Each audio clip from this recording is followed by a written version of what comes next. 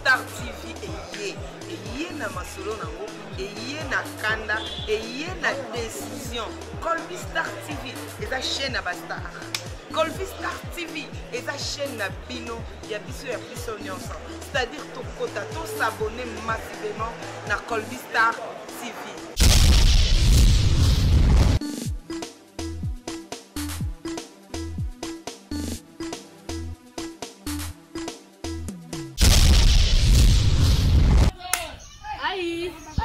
Kaka na ndenge Brazzaville bana poto bana de partout toza awa na Mukondo kaka na kati ya Brazzaville na ye kokita sur terrain pona kutana na sœur na biso Clémence Avuni mama na biso ayembela na biso banzemba bien toko makasi oyo eninisa Congo eninisa partout na poto boyebi sœur Clémence Avuni mais nga na yebi place avant na raté donc ngai na micro na ngai Colby Star TV na cameraman na ngai Tete Kadima le grand Mobutu tokiti sur le terrain pour na koluka ndaku ya mama Clémence Avuni nga je mala champagne na rosa kimia te le soki na moni yete en tout cas na rosa kimia te sans plus tarder to wana kotambola poto koluka lukaka bo comprendre babi bana na Brazzaville nga na ngai comme ya wa Brazzaville to lukaka kaka na ndenge amzala ndenge ya encore.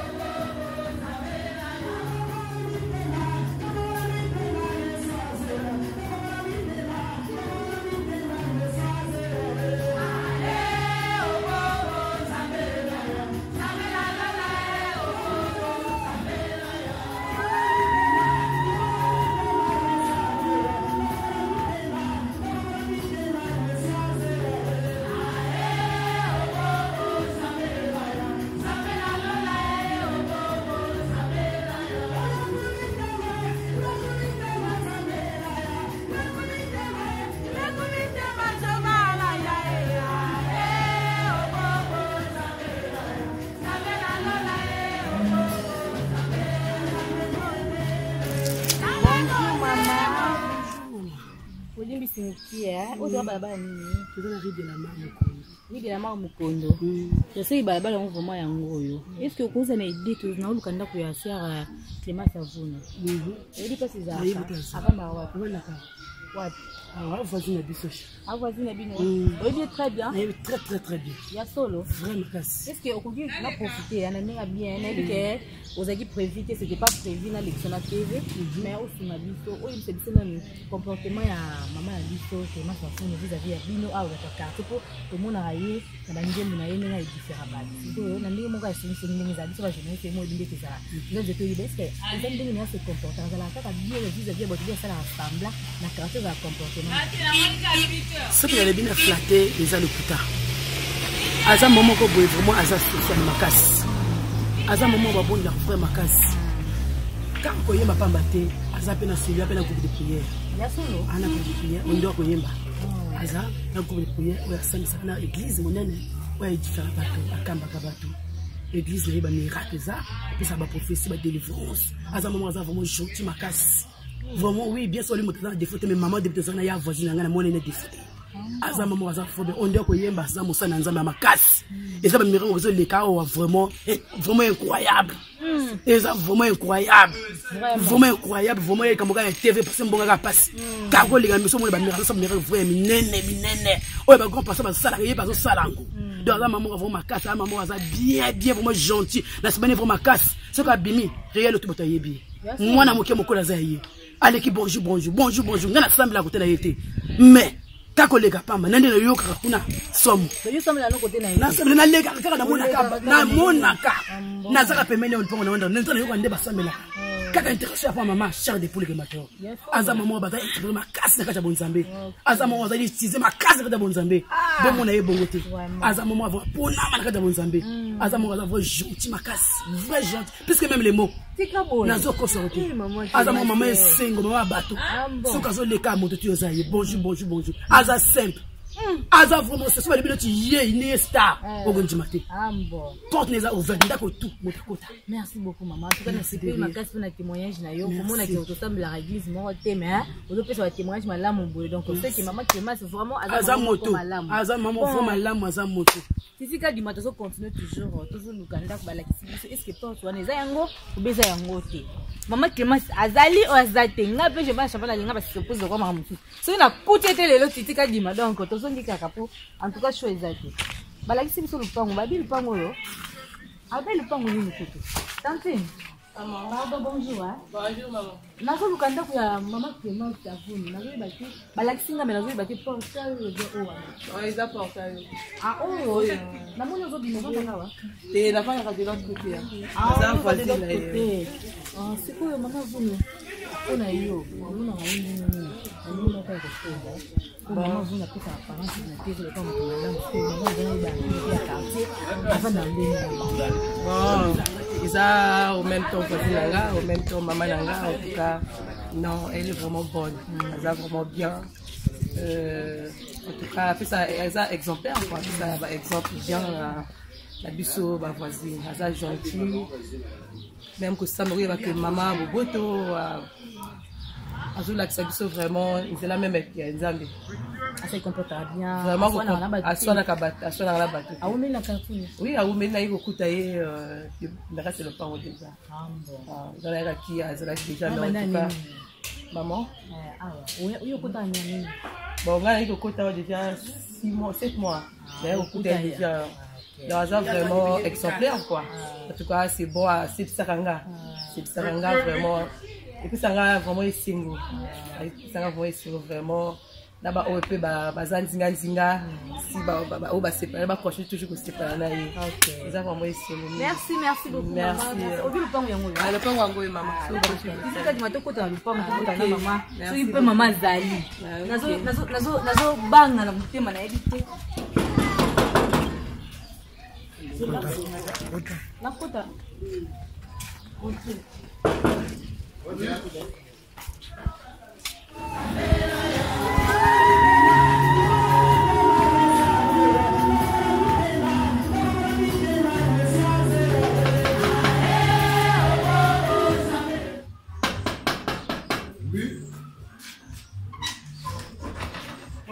Bonjour.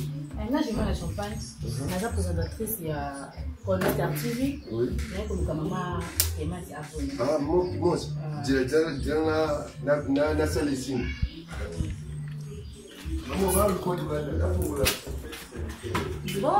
maman Cléma. Ça, c'est quoi? Oh, quelle surprise! Quoi de Singapour? Oh, c'est pas vrai! Oh, c'est pas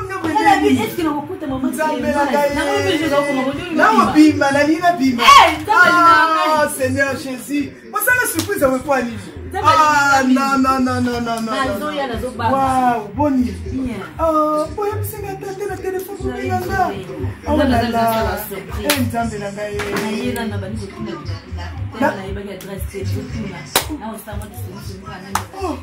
Donc, tu vas te battre.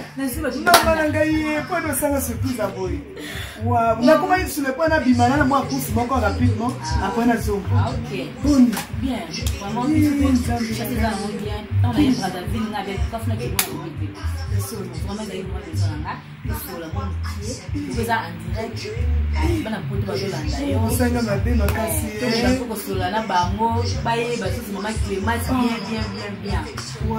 Donc, on va faire une ranger la maman Cléma, ça vous maman Cléma habité. Ils sont avec partout. Wow. On habite tous. Merci pour la confiance pour le pays Sangai. J'aime la champagne. Merci Naïm pour ma patronne. On va lui pour l'histoire toujours autrement dit Amina Tandomo Akala patronne. Merci pour la confiance pour le pays Sinata Moussala Rosaka pour la ligne Rosaka Moussala pour la hospitalité. Maman Cléma, ça vous n'ayez yo.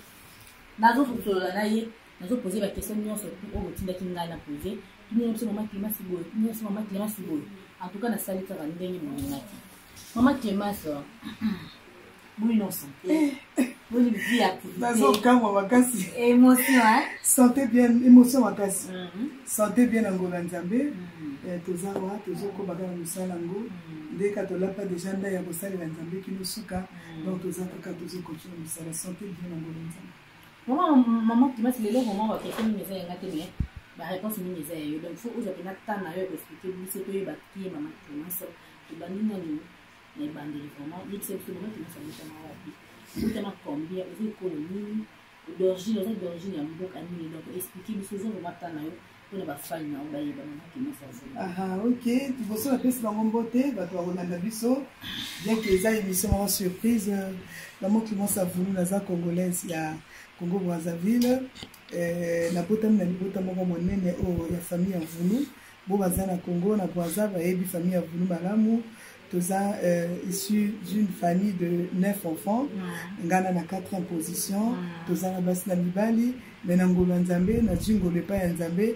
Nzamba benginga, na zo servi et na zo salé. Donc je suis d'origine congolaise de Brazzaville, département de Québec. Karen Mwanga, Oyoki. Donc maman qui m'a avoué à d'origine Congo Brazzaville. Donc parce que bato mingi bakazala za ngambo bato mingi bakazala za ngambo biso aza mulu bazala bandundu azala sonde nini mais je suis de Congo Brazzaville tout le monde s'avoue je suis Mboshi donc maman qui m'a s'avoue Mboshi il y a bango apné Brazzaville donc ils ont vraiment belé na ye quoi hein n'est-ce pas mado kitoko hein balobi. Maman Clémence, mariée ou pas, mère de combien d'enfants? D'abord, je ne suis pas encore mariée. Moi aussi. D'accord. Si vous avez dit que la maman, les Cambodgiens, ils sont allés à maman Clémence, ils sont allés à monde entier à maman Clémence. Maman Clémence, c'est un peu pour réalité de le passage là, toujours pour la histoire à vie, vraiment. Malandi ba yi ba yi malamu toza na biso ba histoire vie na e banaka na ndenge ni ti lelo okoma ozali lion ya koyema initiative na zaka en commun.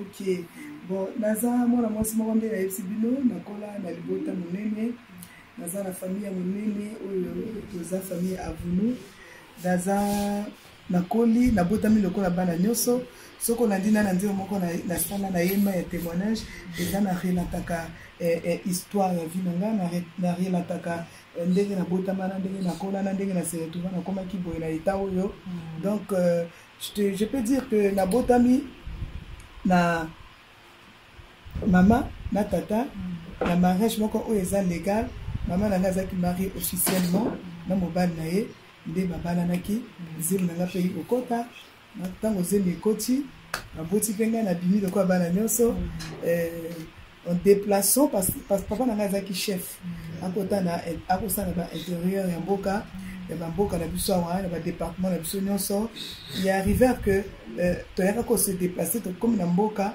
ntango tokomi na mboka moko kaka mboka baparent na ngai ntango tokomi kuna na botami à l'époque maman nanga kuma déjà na bana misato ngande 4e na yakaki ko botama maintenant na mboka ngoka nde bakamwa bana mama ozo bota bana kitoko yango moni soko za na bana na yesu soko senga makila yesu ekuvaka bana parce que moto mosu akoko loba ozo kasa ako sepla na mwana na convier nzoka nde azoka na ye kaka mabe.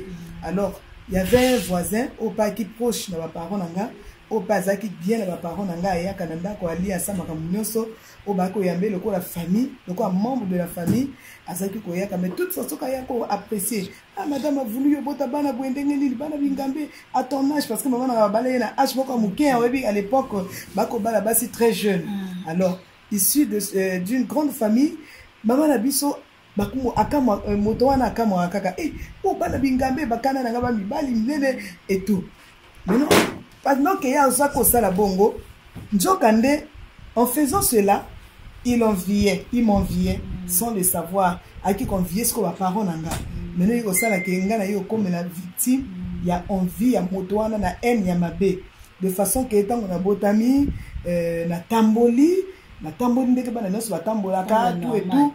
Après à partir du moment où le monsieur en question a quoi apprécier que ngai il faisait ses cris, il faisait ses trucs spirituellement oh biso to koyeba te ba parents na ngapi ba koyeba te maintenant tango na ba solo ba kuta na moi bo ba sololi tango koma pokwa tango akozonga na ndako okomona kana butu ko tokoma mona ba mystique na ndako ba parents na ba zonga ba mystique na ndako parce que nazaki mwana bakomona makamba bizarre. Des fois, ma femme de lui, à l'époque, dans les villages, souvent les parents se réunissaient autour du feu, bazo solo là, hein, après on a pour qu'on continue d'accord.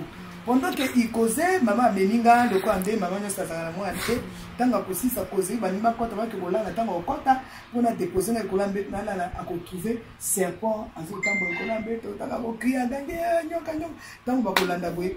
On a aidé maman à libérer le serpent de Fakimi. Allez, maman a obligé afin d'avoir toujours pour ne pas éviter de la souspouna tant qu'on soit au moins aller. Et ça ne faisait que répéter ainsi. Maintenant, et comment à un moment on va retrouver un sous malamouté. Moi, en étant toute petite, je ne savais rien à après, ce que tant que maman la mouti, a kumbinga, a telemisinga, a senti kanazungi ya uvan. A telemisinga, a senti kanazungi ya uvan. Oh, mais qu'est-ce qui se passe? Yo motozaki malamu, yo malade, toi na fièvre. Qu'est-ce qui fait que aux autres ya kufana? Maintenant, tango bayi ko vérifier la vérification faite, bayi au moins que moto asimba kinga pe a baby sakis konjoto nanga. Alors, babandi ko sa ba recherche, bayi ko que c'était le monsieur interne. Maintenant, à partir de cela, les parents ont pris la décision de se déplacer dans le village pour pendant ce temps qu'ils faisaient cela, mais ça n'a pas marché. Maintenant,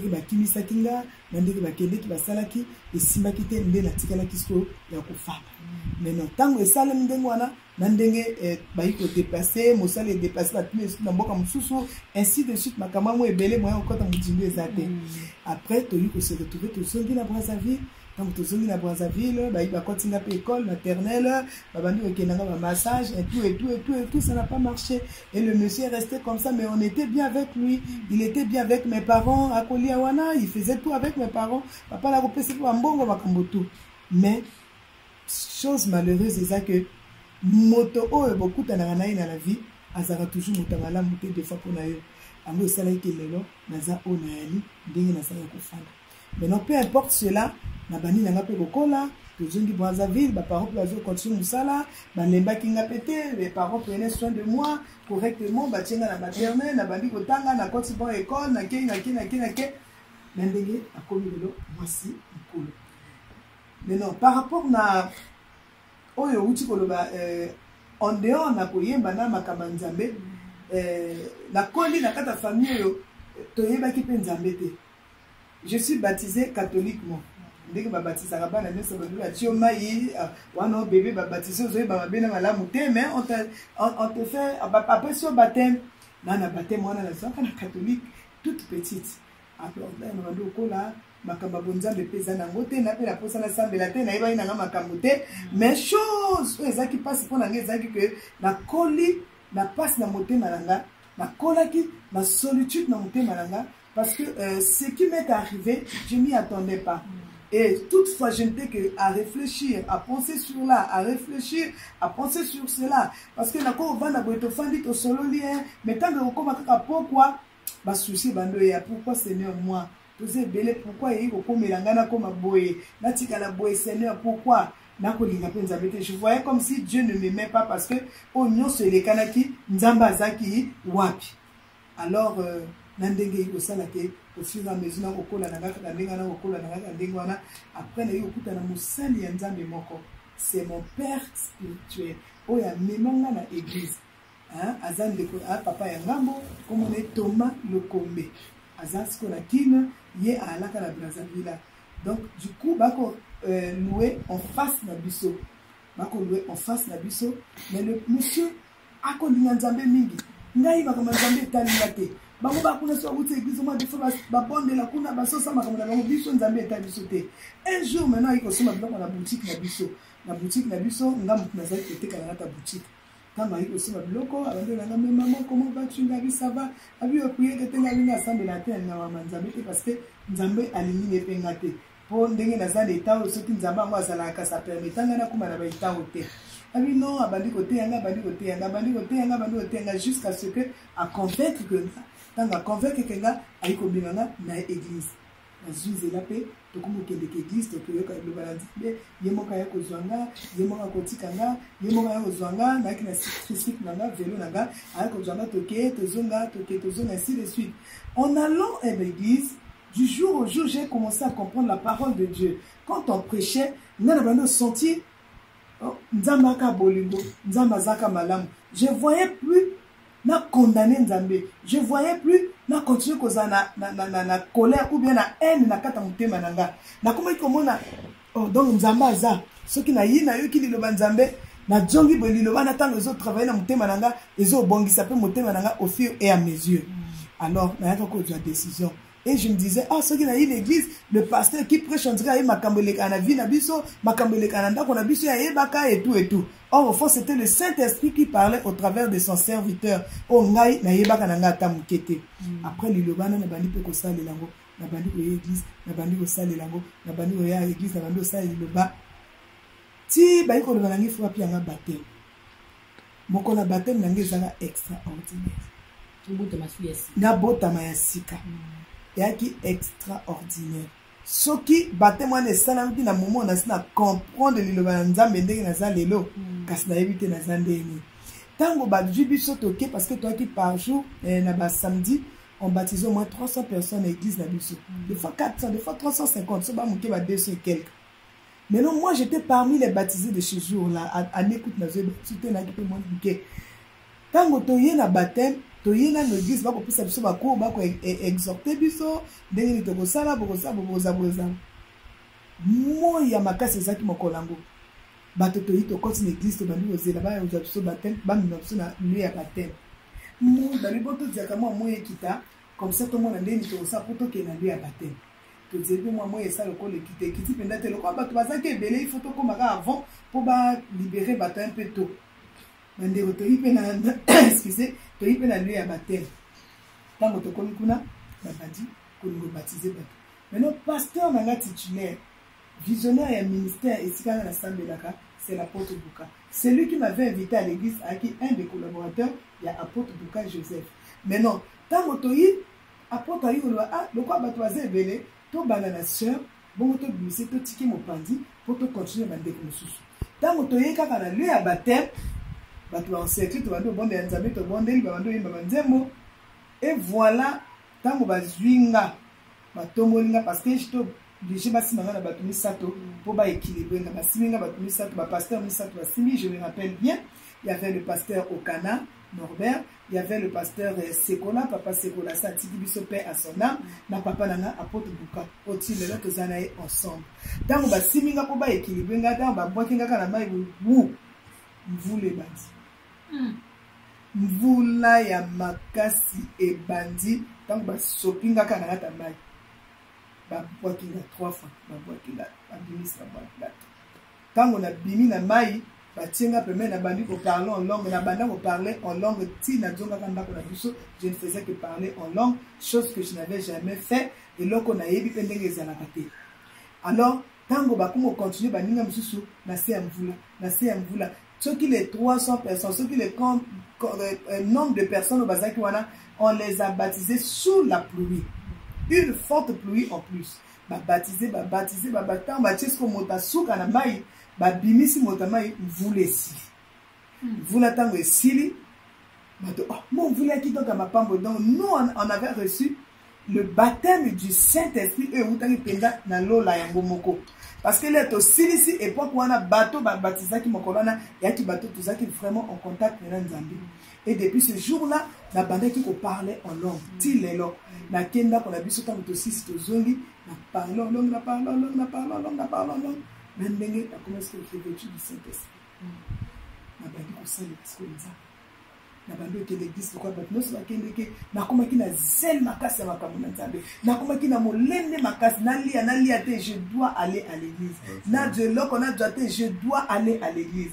Allez au fur et à mesure je venais à l'église et loko moka yi oya na mutema nanga il faut na bana wembisa mais je na koyebisa bango ndenge nini na iko mona bakambi ya lingomba naye kosangisa bana babenga ekodine kala biso tobenga bango ekodine te kala tokobengaka bana mike lelo nde ekomi ekodine. Alors parce que j'étais encore très jeune ntango naye kosangisa bana wana na église naye kola bango mpo nga na bando lakisa bino banzembo meno bino bobando yemba, mais moi je vais pas chanter parce que nazalaki na soni mingi et j'étais beaucoup réservé. Je me disais nana posana bima liboso ya bato ebele te bamonaka nga, nana posana bima liboso ya bato te misu bakotiola misu, donc j'étais vraiment réservé. Et voilà naye kosangisa bana wana tobando oyemba na bando lakisa bango banzembo bango bayemba pendant les cuites bango bapreste nga na vana ko assister bango pendant les cuites bango bapreste nga na fandi na ko assister bango. Maintenant il est arrivé un jour toza ki na assemblée moko monene ya ba mama ya ba femme. Tango tokomi na assemblée wana na église na biso toki na bomesano, les chorales devaient chanter. Toutes les chorales, toki na ba chorales ebele, vous savez à l'époque l'église a quitté la ba chorale mais le comme un peu ba casser moi ba chorale.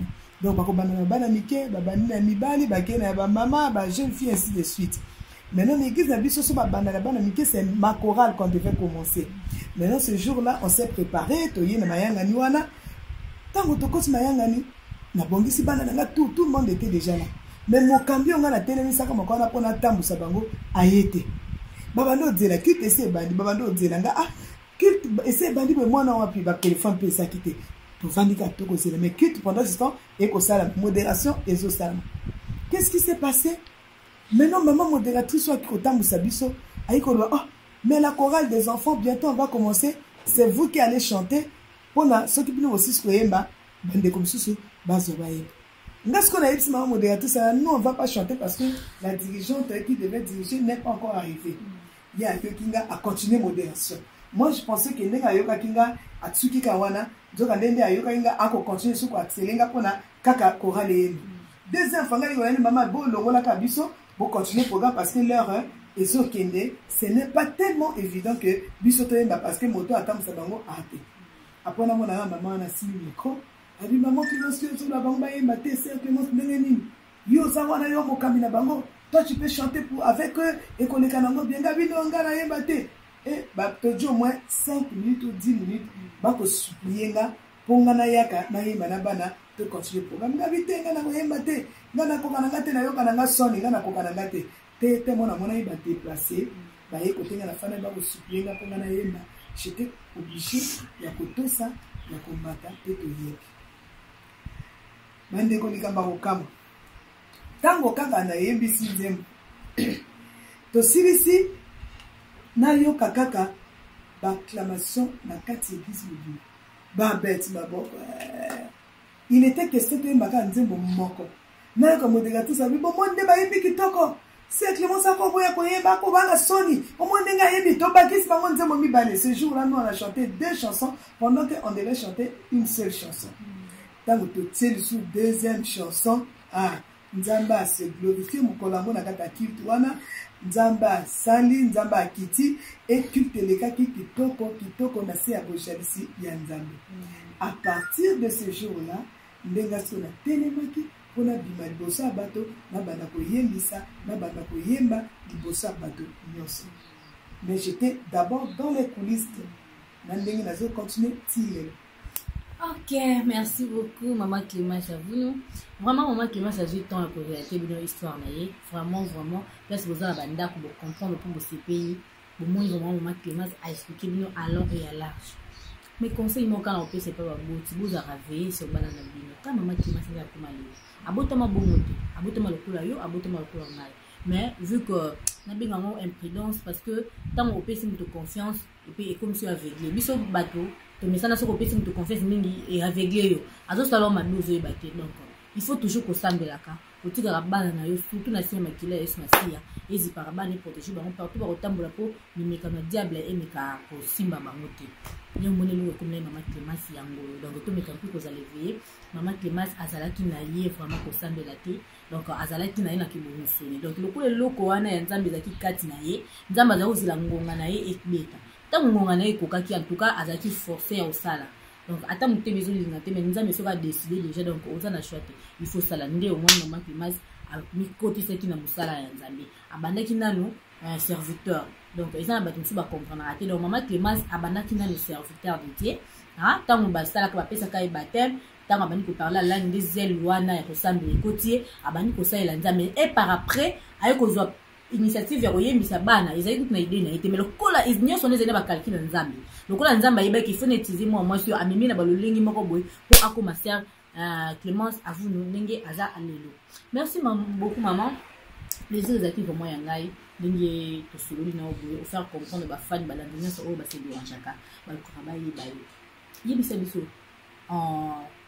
pourquoi kaka osalaki nzembo ya témoignage, pourquoi otaki tika msute opona kaka eza ya témoignage et puis message nini makasi oyo lekaka na nzembo wana ya témoignage. Bon, témoignage eza il fallait kaka ezala parce que nakoyeba un jour tozaka na église tozaki na jeûne et prière tozaki kosambela nakosentir sensation ya esprit kati nanga et nakosentir être reconnaissante envers Dieu na o nzamba komisaki nga parce que et comme il a moment que l'église na biso so yemba nzamba zo se manifester milimo abezo bima ba délivrance zo sama kati na bato. Alors un jour na yebsi na bato nazaki na bango na prière kabi nzambe vraiment pesa nga inspiration na témoigner bolamu na ye na vie nanga mais na dingi nga na sala ngo te ezala ye moko nzambe a inspiré nga pesa nga maloba. Moni le tango na ye na tuni mama nanga makambo ndenge lekaka c'est à partir de là maman m'a tout expliqué tanga expliquer nga na inspiration ya Jackie de to tiaki yango na bongisa yango et komaki nzembo et puis titre nango nde témoignage mais ndenge boyoki na témoignage wana et ndenge makambo eleka na vie nanga eza ma société eza histoire mon côté eza eloko na inventé c'est ce que j'avais vécu dans ma vie et témoignage wana qu'est-ce qui se passe til lelo bisika nyonso na kendeki na yembaka yango yango nde référence nanga yango kutu moto bimisanga na makamba koyemba na makamba musique tant bato bamona clip na salaka ya liboso j'avais mis des serpents sur le lit je dormais ainsi de suite quand ndenge lekaki alors tout le monde aimait la chanson ba chaîne même na kin ba chaîne ekoleka na kin clip nanga ekoleka na kin c'était la chanson que beaucoup de personnes aimaient. Donc et pas moli mabote belé et kangoli pe bato belé témoignage nanga po na bato musuba yoka yango makoma ko sambela bamusuba yoka yango azwa courage à la vie bamusuba yoka yango akoma ki désespéré mais ça leur a donné une force ya ko se reconsidérer sur dans la vie et espoir de revivre encore parce que beaucoup de gens pensent que quand tu souffres c'est fini pour toi. Or, il y a encore de l'espérance pour ceux qui vivent. La Bible nous dit cela. Donc, on doit toujours espérer parce que le moussou n'a pas que c'est fini pour moi. Le moussou a elle est devenue inutile, on n'a rien à voir avec elle. Mais Dieu sait, Dieu connaît. Nzambe motaye baka lobi ya moto nzambe motaye ba simalo ba moto yo koko bota mwana moyebi lobi na kete yo koko bota mwana lobi mwana ngi phase da docteur mais nzambe akomemi na ndengo sa admisi abimi prêtre yo koko na mwana ngi phase da pasteur nzambe amemi na ndengo so ati obima moto ndenge mususu. Donc de tout c'est Dieu qui connaît. Mes parents ne savaient pas, mes parents ne s'y attendaient pas ça et voilà aujourd'hui je suis là naza servante nazo yembela nzambe na komi ko édifier ma bota bato baza ko lekanga na makasi et na nyoso mais lelo je peux aller na poko kende côté na bango je rentre sans audience sans problème et je viens je parle de la part de Dieu na sis nanga na djindela na djini. Donc c'est un peu ça tant au boza na bana faut pas les négliger. Voilà pourquoi ces jours-ci Dieu m'a donné l'inspiration. Il y a un moment qu'on a oublié ça dans ça Maxi Singer en 2020 na ça na la mais année comme qui et puis moi ma caméra qui est belé j'étais un peu perturbé moyen qu'on continue comme ça la parce que quand on veut faire quelque chose tu dois rester là réfléchir prier continuer à beaucoup nzambe. Donc 2020 na oublié Maxi Singer on nzamba inspiré na nzembo moko ya sika on a koyemba na maxi single wana pona ba parents des fois mona ke soka boti mwana zana défaut mwana zana mayelete mwana za sondeni bo déclasser mwana wana non c'est Dieu qui connaît l'homme c'est Dieu qui connaît tout oyatili mutna sena moyi biso to ko koyebe lokote ce qui nzamba permet d'un moto wana vivre ça veut dire que il a quelque chose de merveilleux qu'il veut faire dans la vie de cette personne. Donc nous les parents on doit pas déclasser nos enfants, nous les parents on doit pas les laisser pour compte mais par contre il faut to compte bango mandela o esenge pour le biba kuma bato na la vie. Moi j'ai toujours dit la personne quoi qu'elle soit mauvaise, quoi qu'il soit mauvais, mais avec Dieu Dieu est capable de le récupérer. Parce que Nzamba récupère Kabato Zangatina, Nzamba lokota kabiloko Zangatina, Nzamba koko lokota kuluna commissaire pasteur ya kimia, ako lokota mwasi andumba commissaire musal na Nzambe ya kimia, pe ya mutuya. Donc avec Dieu, tout est possible. Maman, merci beaucoup. C'est ça, pour l'émission, monsieur, comme tu disais, déjà commencé cette émission. Comme on peut c'est exactement 2000. En 2005, on a eu le meilleur chanteur en 2005. Et ça, quand on dit que nous avons le meilleur chanteur. Na koti koloba eza makamba nzambe kande na lobaki tout on est yesima yo kutozo le 2005 mais après 2005 qu'est-ce qui s'est passé 2005 on a 2004 2005 na joie qui tam d'or. Je suis parmi les premières chrétiennes, les premières bateaux à gospel ya kodwa trophée ya tam d'or.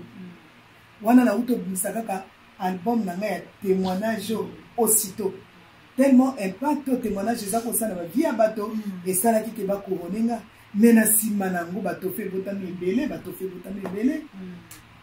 botami ebele eza kutu wana eza ebele fin de l'année écoute na on a ça lelo moko po na bisa ba trophée na nyoso. J'ai été même couronné jusqu'au Sénégal na ça qui parmi les invités à qui représenter mboka na biso na musique gospel.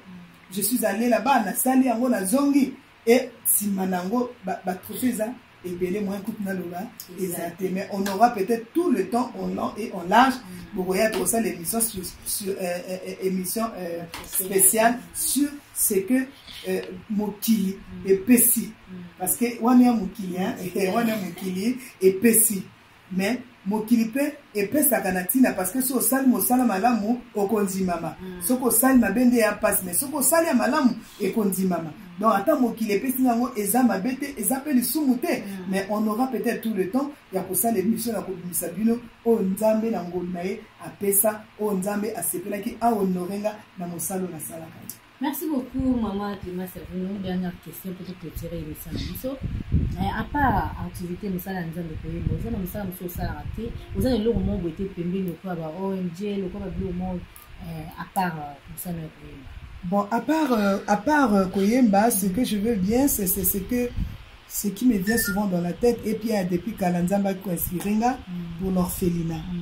Ce qui nous a permis peut-être en 2022 de reprendre ma orphelinat pour na komona ndenge nini kosuna parce que naza na nature moko ya bana bana balanda nga mingi même na ke partout même là où je vous dis na Sénégal je suis allé au Sénégal je n'ai pas de parents là-bas na bato na yebi kuna te je suis venu ce sont des musulmans na komi na bango mais bana wana babandi kolela ba kenanga na hôtel comme si nga na yeba bango ce que moi même côté na yembaka ba memi bana ba yiko tika bango likola podium parce que les enfants pleuraient ba ko empêcher bango habiter bo tika nga bana ba ya na yemba na bana wana na podium na Dakar mais ya bana nga na yebité mais moi quand je vois tout ça là je vois que c'est la confirmation. Dieu a toujours rapproché les enfants envers moi. Approcher kabana ba ko mapeme nanga mais je sais pas ce que Dieu veut faire. Donc ce qui nzamba sungi ce qui me permettre parce que ce qui appelle ces vision appelle ça la provision. Appelle ça la provision où il peut permettre que année 2020 aux autres Rokota nazana orphelinat nasala nyonso. Et non seulement ça, j'ai eu à prier pour des gens oyo ils ont des difficultés, ils ont des problèmes sérieux, qui m'ont demandé de prier pour eux. La prière pour la bango, nzamba tchelo boko, nzamba kangola ba famille, nzamba délivrer ma bota, nzamba paie sa solution, nzamba longola ba malade. Et ce n'est pas que le chanter que je fais, hein. Ce n'est pas que chanter que je fais. Nabimaka, na kendeke, tout ça va croisade, na voyage avec na pasteur nanga, toke ko évangéliser, pasteur nanga planter l'église. Nous on est là pour l'évangélisation, nous on est là pour chanter pour la gloire de Dieu. Et tout cela, ça renfermé na kata koyemba donc et ce qui ka koyemba te motomusa comme moi na maman Cléma Savonnet que une simple servante une simple chanteuse non je vous assure que je prie pour des gens je prêche la bonne nouvelle même tous ceux qui vont nous écouter au travers de cette émission si vous avez des problèmes Si vous êtes fatigué, si vous n'arrivez plus, ce que je vous demande, cherchez l'Éternel des armées. C'est un Dieu vivant, c'est un Dieu puissant. Il peut encore te récupérer, il peut restaurer ta vie, il peut changer ta vie. Ceux qui ont dit, amen, amen. Merci beaucoup, Maman Clémence. En vraiment, tu comme nous mission mais Fifi, mais la petite, moi, service, c'est calme, la douceur. La champagne, en tout cas, sur le stade, on a côté. On va me parce que ngai ndi yango nazozela bande mission bandaki. Ba fanatique no bazana besoin ba sentir Maman Clémence. Oyo batindaki ngai na tinda oyenda za ndiembo na ya double. Mais le quoi on le dit témoignage moi mingi, au pesi biso moi motie témoignage, apo beti biso moi double. Photo clôturer biso. Mokili yoka likambo ya kokamwa nabotamaki mpe kati na libota nakolaki mpe lokola bana nyonso kasi Satana asepelaki na ngai te butu mobima ngai nakolela te kotindelanga banyoka likolo ya mbeto nyonso mpo babebisa nzoto na nga nyonso mpo babebisa molimo na nga sima libota komona makambo ekomi boye bazuwaki boto potokima na mboka mosusu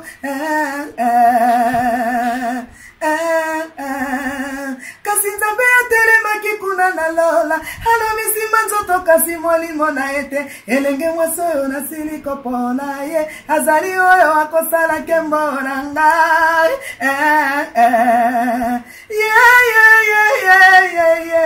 kitoko bomwana elukeli ngai makambo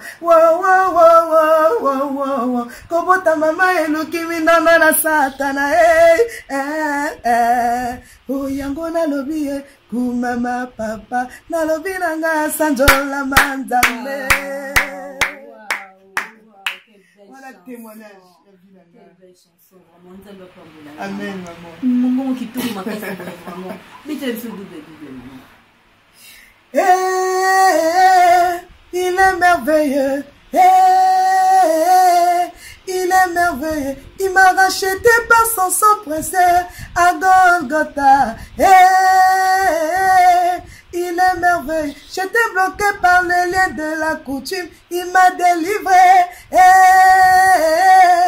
Il est merveilleux. Mon bouclier, ma forteresse. Tu es mon refuge. Il est merveilleux. Azama la moué. Azama basekaki yo etula obalaka te lelo lopete na mosapi